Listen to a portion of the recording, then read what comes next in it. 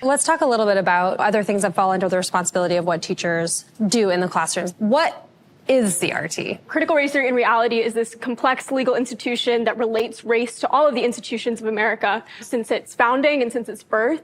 And it's something that I've never learned about in my classroom. I don't have any friends that have learned about it in their classrooms. It's something that's often taught on the graduate level or the undergraduate level. So I think that it's kind of not a great term to use in reference to conversations surrounding K-12 education, because it's not actually something that's even on the docket for consideration. That was a perfect description. I could not have done a better description if I tried. It is in our schools. I saw the lessons that contain critical race theory in California. It said the words critical race. It said the words critical race theory. And yes. She's not wrong. Yeah. She's not wrong, because some states have implemented CRT into their curriculum. It means different things for different districts. So this is about to be a very complicated conversation. So in my district, and this is in California, they're requiring a class called ethnic studies in order to graduate. And in the class, they were taught about critical race theory. They were taught the definition. They were taught to analyze school policy through critical race theory. And they were taught how critical race theory is beneficial to analyze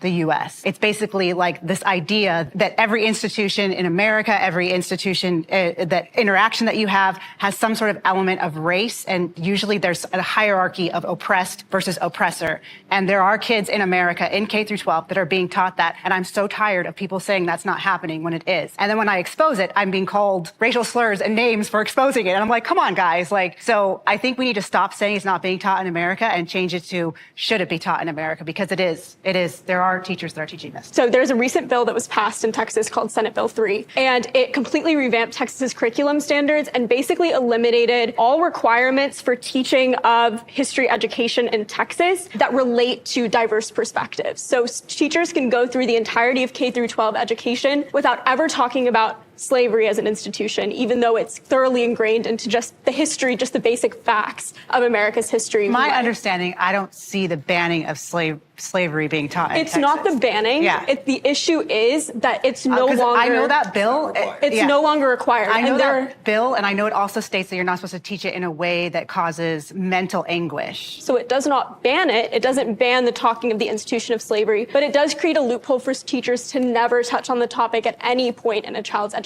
And that is something that is happening. And it's something that is happening to peers of mine. It is something that is happening predominantly in communities outside of, I guess, my home city of Dallas, but having traveled and having talked to students across the state of Texas, I can confidently say that there are teachers who are not teaching very key facts of American history because critical race theory conversations have so clouded the teaching of history as an entire, whole.